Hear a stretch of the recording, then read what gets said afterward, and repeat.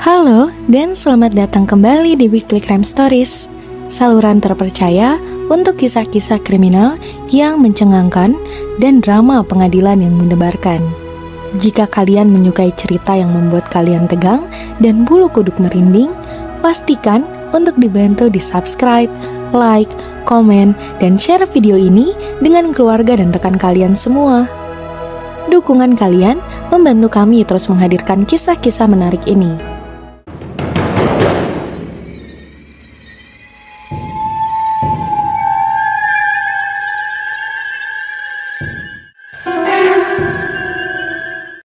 Sekarang, mari kita bahas kasus tragis yang sangat rumit dan entah apa yang dipikirkan seorang kepala keluarga atau suami yang tega melakukan pembunuhan terhadap istrinya dan meninggalkan keempat anak-anak mereka. Kisahnya terjadi pada malam 13 Juni 2024. Ketenangan komunitas Entrada di San Agustin, Florida, hancur oleh penemuan tragedi yang mengejutkan. Tubuh Lieutenant Shawn Michael Yarbrough, seorang petugas pemadam kebakaran yang berdedikasi, dan istrinya Andrea Nicole Yarbrough, seorang manajer keuangan, ditemukan tak bernyawa di kamar mandi rumah mereka yang berpagar. Keduanya meninggal akibat luka tembak dalam kasus yang kemudian dinyatakan sebagai bunuh diri. Kematian mereka hanya beberapa minggu setelah merayakan ulang tahun pernikahan pertama mereka, membuat keluarga, teman, dan seluruh komunitas terpukul.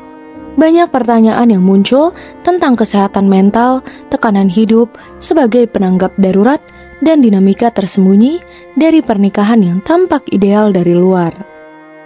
Kisah cinta Shawn dan Andrea dimulai sebagai cerita tentang ketahanan.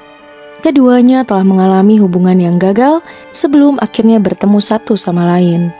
Shawn, yang berusia 46 tahun, adalah seorang veteran pemadam kebakaran dengan 20 tahun pengabdian di St. Johns County Fire Rescue.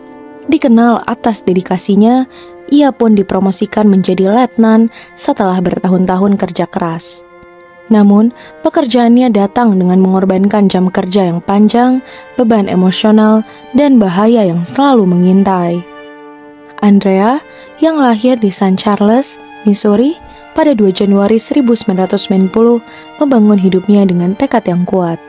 Sebagai manajer keuangan di Graybar di Jacksonville sejak 2019, ia menyeimbangkan karirnya dengan tantangan sebagai ibu. Putrinya, yang bernama Lily, berusia 11 tahun, adalah kebanggaan dan kebahagiaannya.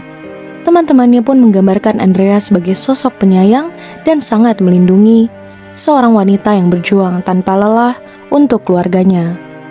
Ketika Shawn dan Andrea menikah pada Desember 2022, mereka menyatukan keluarga mereka, menciptakan rumah tangga dengan 4 anak putri Andrea dan 3 putra Shawn dari pernikahan sebelumnya. Teman-temannya pun melihat pernikahan mereka sebagai awal yang baru, peluang untuk membangun sesuatu yang baru dari masa lalu yang sulit. Namun, di balik pintu tertutup, kehidupan jauh dari sempurna. Pada 31 Mei, hanya 2 minggu sebelum kematiannya, Andrea membagikan sebuah postingan di Facebook yang sangat pribadi. Bersama dengan log jadwal kerja Shawn yang melelahkan, 3.203 panggilan layanan hanya dalam 1 bulan, ia menulis, "Inilah mengapa semua pasangan kami kelelahan dan tidak pernah berfungsi 100% di rumah." Bagi orang luar, postingan itu tampak seperti pengakuan jujur tentang tantangan yang dihadapi oleh penanggap darurat dan keluarga mereka. Namun, bagi orang-orang terdekat Andrea, itu terlihat berbeda, sebuah seruan minta tolong, tanda adanya ketegangan yang meningkat dalam pernikahannya. Pada 13 Juni, ibu Andrea, Debbie Corchell, merasa khawatir ketika putrinya tidak menjawab telepon. Khawatir, dia menghubungi kantor Sheriff St. Johns County untuk meminta pemeriksaan kesejahteraan. Ketika petugas tiba di rumah pasangan itu pada pukul 21.20, mereka pun disambut dengan pemandangan yang mengerikan. Andrea terbaring tak bernyawa akibat luka tembak korban pembunuhan. Shawn ditemukan di sampingnya dengan pistol di tangannya, meninggal akibat luka tembak yang dilakukannya sendiri. Pada saat kejadian, anak-anak pasangan itu tidak berada di rumah, menyelamatkan mereka dari menyaksikan pemandangan yang mengerikan itu. Adiknya, Olivia Marvin, menggambarkan Andreas sebagai seorang pejuang yang tidak pernah menyerah. Betapapun sulitnya kehidupan.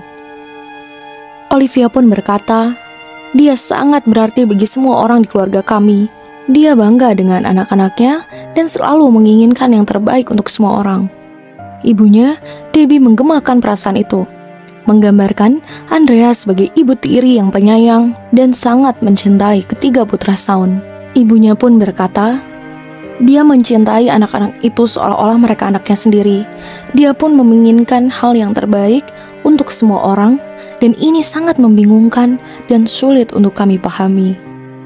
Sementara Shaun dikagumi atas dedikasinya pada pekerjaannya sebagai pemadam kebakaran, rekan-rekannya pun mengakui bahwa pekerjaannya sangat menguras tenaga. Penanggap darurat menghadapi tingkat masalah kesehatan mental yang sangat tinggi dengan lebih banyak kematian akibat bunuh diri daripada dalam tugas setiap tahunnya. Secara pribadi, Shaun bergulat dengan kesedihan yang belum terselesaikan dari pernikahan pertamanya. Teman-temannya mencatat bahwa dia jarang membicarakan masa lalunya, tetapi rumor menyebutkan adanya kerenggangan dengan salah satu putranya. Sumber rasa sakit yang mendalam yang disembunyikan oleh Shaun. Setelah tragedi itu, desas-desus mulai beredar tentang kesulitan keuangan.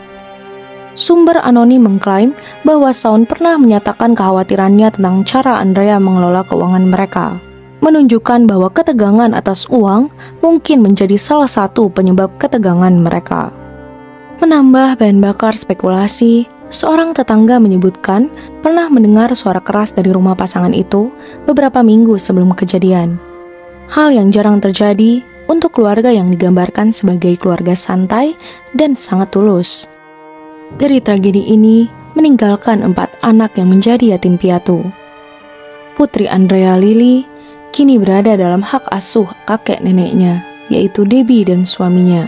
Kampanye GoFundMe pun untuk Lily berhasil mengumpulkan lebih dari $20.000, mencerminkan dukungan luar biasa dari komunitas. Sementara itu, 3 putra Shaun harus menghadapi kehilangan ayah dan ibu tiri mereka. Teman-teman dan keluarga terus mencari jawaban, bertanya-tanya, bagaimana seorang pria yang tampaknya penuh kasih bisa melakukan tindakan yang begitu menghancurkan. Tetangga-tetangga menyatakan ketidakpercayaan atas tragedi tersebut. Seorang tetangga pun berkata, "Mereka adalah keluarga yang baik. Saya tidak pernah mendengar mereka bertengkar atau melihat tanda-tanda adanya masalah."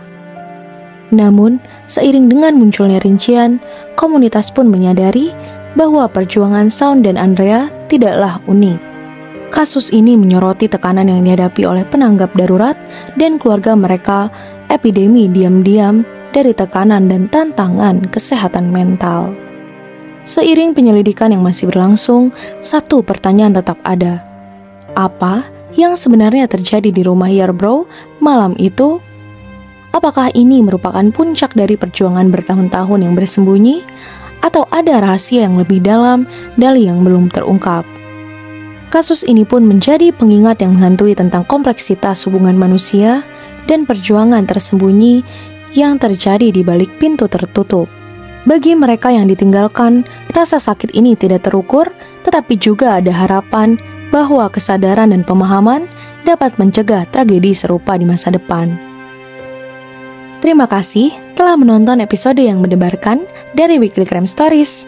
Jika kalian menyukai cerita hari ini, pastikan untuk di-subscribe, like, komen, dan share video ini dengan teman dan keluarga kalian. Dukungan kalian para watchers lovers membantu kami terus menghadirkan cerita kriminal terbaru dan paling menarik dari seluruh dunia. Sampai jumpa di episode berikutnya. Sehat selalu untuk para penonton semua dan tetaplah terinformasi. Terima kasih.